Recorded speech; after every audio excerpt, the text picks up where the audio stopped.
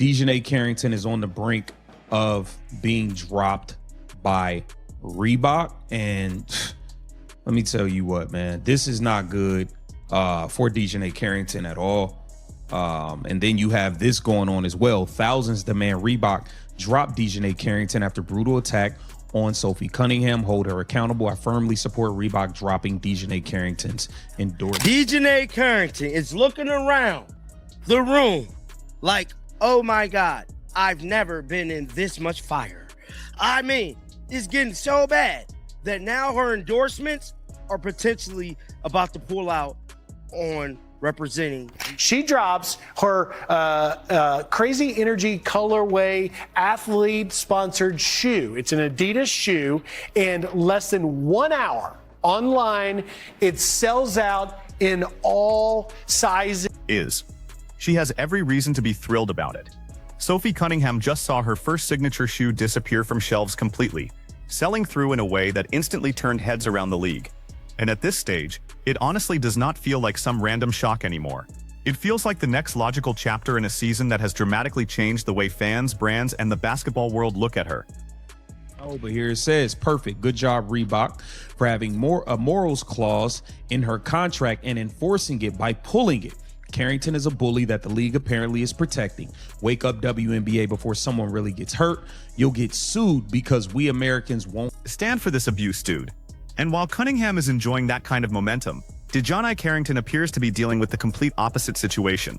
Watching questions swirl around her Reebok partnership, seeing fans turn against her almost instantly, and discovering how one decision during a basketball game can create consequences that linger far longer than the final buzzer. You have two players heading in completely different directions, and somehow both paths trace back to the very same moment on the court. Common sense would have told you not to clothesline Sophie Cunningham from hell. Because you want to know why? The backlash you're going to get from that decision will affect your pockets. And I'm so happy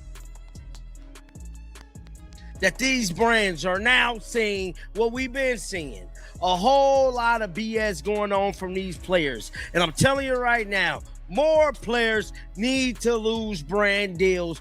When they do, what makes this entire situation so fascinating is not simply that Cunningham appears to be rising while Carrington is taking heat. It is how closely those two stories have become connected. Cunningham's surge did not happen in isolation, and Carrington's controversy did not either. The narratives are sitting almost directly on top of one another, linked to the same play, the same stretch of days, and essentially the same news cycle. Sophie Cunningham has suddenly become one of the league's biggest talking points, especially after becoming more outspoken on issues surrounding women's basketball, including her comments about keeping biological males out of women's sports, and the wider discussions that followed. What she said was, boys should not play in girls' sports. And you can imagine what happened next. There was massive uproar from people who think that boys should be able to play in girls' sports. So Sophie Cunningham was asked about that, and she said, I said what I said. And when she said, I said what I said, guess what? There was even more of an uproar. Psych. People were all like, you go, girl. By the way, this is what she does when she sinks a three, which she does a lot, apparently. But that's not all. You know what else people did other than saying, you go, girl? They went out and bought her shoes. These are her like Adidas Sophie Cunningham pink shoes, and you could get a pair, except you can't get a pair. Why? Because they're sold out. Let's begin with the positive side, because there is plenty to talk about. Cunningham's Adidas Crazy Energy player exclusive shoe arrived in the roughly $11.10 to $120 price range, depending on where fans were shopping, and most available sizes on Adidas.com were reportedly wiped out within about an hour. Not by nighttime, not sometime over the weekend, around 60 minutes. Dick's Sporting Goods and Hibbett reportedly still had some inventory available for people who missed that first rush, but those remaining pairs also moved quickly. For a player-exclusive release connected to someone only recently emerging as a major commercial personality, that is anything but ordinary. Those are exactly the kinds of early signals footwear companies hope to see when they invest heavily in an athlete, and Adidas got that response almost immediately. Y'all see what happened when this young lady got ejected from a WNBA game the other day for a flagrant foul on Sophie Cunningham? Did y'all see that? She got ejected from the game for that flagrant foul right there, and I'll be damned if that wasn't a flagrant too. She mugged her. Damn near came across like decapitating her, for crying out loud. That was definitely a hard foul. Make no mistake about it, nobody can argue about it. You can say what you want. We know what we saw. No way around it. The DiJonai Carrington foul was clearly unnecessary. It was a flagrant foul penalty too. It was absolutely positively correct call. It was called the flagrant 2. That's a flagrant 2 every single damn time in the NBA And the momentum did not end when the inventory vanished. Shoes originally selling for around $110 began appearing across resale marketplaces at prices approaching $270, with some pairs reportedly actually changing hands around those levels instead of merely being posted there by hopeful sellers. That means certain pairs were commanding more than twice the original retail price only days after the drop. And that matters because it suggests something bigger than Indiana Fever supporters simply buying the shoe because they like Cunningham. Sneaker collectors and resale buyers were paying attention too, treating the release more like a scarce drop associated with an established basketball star than the first major footwear moment for a player who, not long ago, was viewed primarily through the lens of her role on the court. Adidas clearly recognized the attention as well, amplifying fan posts and pushing Cunningham-related content heavily across its own channels. Posted white privilege after getting tossed from the game, but says it wasn't about the foul. Can you explain this?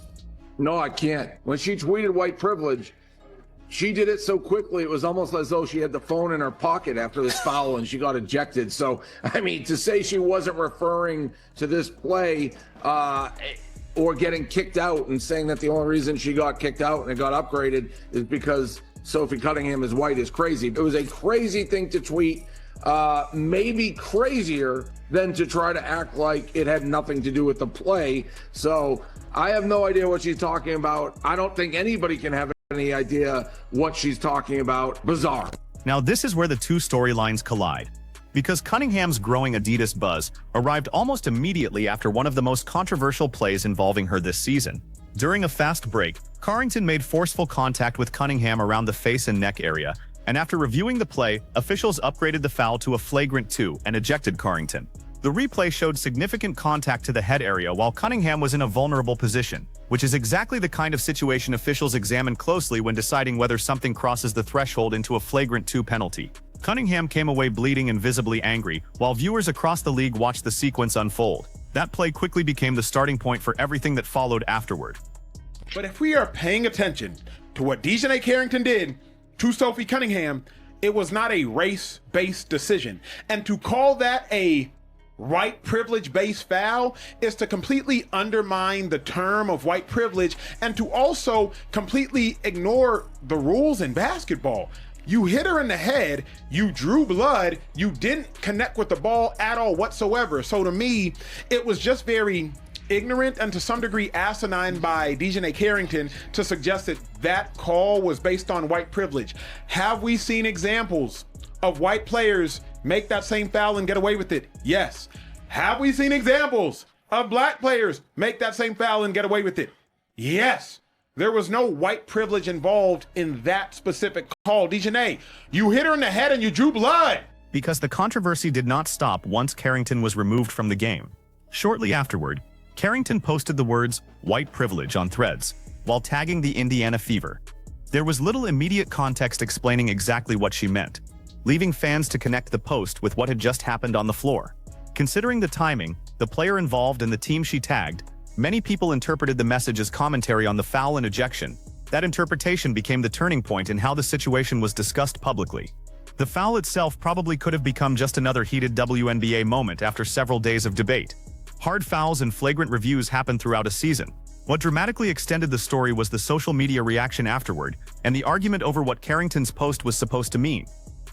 DiJonai went to X and responded to Manuel Acho. He said, "I never once claimed that the assessment of the foul was white privilege. That was your assumption. Try exercising your critical thinking skills. Know you studied psych. Furthermore, I'm the last thing from ignorant or asinine when it comes to speaking on white privilege. Do your research on that one. Actually went to school, one of the top universities, might I add, to educate myself on this exact subject. I would never use that term as a rhetorical weapon, knowing the historical and social weight it holds without having the proper evidence to substantiate it. So, in your face, Annual. What I want to know is, then why were you posting white privilege in the locker room immediately after being ejected? What were you randomly sitting in the locker room having just been ejected thinking about when you posted white privilege and, by the way, tagged the Indiana Fever? Emmanuel Acho became one of the most prominent voices criticizing the situation. During his show, he argued that Carrington's flagrant 2 assessment was based on the actual basketball action, particularly the contact Cunningham absorbed around the head, and the fact that she was left bleeding, rather than the race of either player involved. He pointed out that dangerous fouls are reviewed and penalized across the league regardless of which players happen to be involved. Acho took especially strong issue with attaching a phrase as serious as white privilege to the situation and publicly described the post in extremely harsh terms, including calling it ignorant and asinine. His reaction echoed the frustration already spreading among a large section of fans who believed the basketball ruling itself was straightforward. But what is that on DiJonai Carrington's feet? She got traded, signed to Reebok, and now all of a sudden, she getting the craziest PEs in the league? Sorry, Asia. Or maybe I'm not. We still got beef. We gotta get that closer look. What is that, cow print? She no Doja Cat? Nah, that's gas. That right there is hard. Oh yeah, I'm loving this. The pink laces, the pink hit on the bottom. This is a 10 out of 10 right here. It's gotta be. I love what's going on here. Reebok, release it. Carrington responded instead of allowing the criticism to fade, and that response created an entirely new round of debate. She argued that she had never explicitly said the flagrant foul decision itself represented white privilege, and accused critics of making assumptions about what her post meant. She also referenced her education and said she had attended a top university where she spent time learning about these subjects. But critics immediately pointed to the unresolved question. If the words were unrelated to the ejection, why were they posted almost immediately afterward while the Indiana Fever was being tagged? Her response never fully satisfied people looking for a simple explanation of the original message, and when a controversy reaches that stage, responding by challenging other people's critical thinking abilities rather than clearly defining the initial point can easily be perceived as deflection instead of clarification. Whether that interpretation is completely fair or not, it became a major part of the public reaction, and once that impression takes hold, reversing it becomes extremely difficult. Days here, Reebok is reportedly dropping their endorsement for DiJonai Carrington after she attacked Sophie Cunningham. Let's go. Oh my God, it's getting real. It is getting very much real for in the field, for them pockets. That's what I like to see. Pockets getting hit hard, bro. Hard. Because somebody need to hold these players accountable for the stupidity they have been putting out. Because it has been a lot of stupidity. And to add even more insult to injury, thousands of people are calling for Reebok to drop their endorsement for DiJonai Carrington after she attacked Sophie Cunningham. To understand why the business angle has attracted so much attention, go back to April 2025, when Reebok announced Carrington as part of the company's renewed basketball push. The partnership was presented as a multi-year arrangement that would position her as an ambassador across basketball performance products and lifestyle apparel, with Carrington becoming associated with Reebok's newer basketball initiatives and footwear campaigns. At the time, it looked like a strong partnership from both sides. Carrington was not being selected simply because she had a recognizable face or a large social media following. Her profile had grown because of what she accomplished on the court, making the endorsement feel earned rather than manufactured. That background is exactly why rumors and speculation surrounding the partnership now feel more significant. She had spent real time developing commercial value, which makes any suggestion that the relationship could be damaged by this controversy much more consequential. A lot of people are, getting behind this thing, and DiJonai Carrington is on the brink of potentially losing millions of dollars with sponsorship. Here it says breaking thousands of people are calling Reebok to drop. This thing is everywhere, man. This thing is everywhere. So DiJonai Carrington, man, on the brink of losing it all. And you just did too much. I mean, a flagrant foul was enough, but the whole white privilege thing, nasty and uncalled. Fast forward to now. And that is where some of the biggest claims surrounding this story need to be treated carefully. Reports and online commentary have circulated alleging that Reebok may be reconsidering or pulling back from Carrington's partnership, with some viral claims even assigning enormous values to what she could supposedly lose over the lifetime of the contract.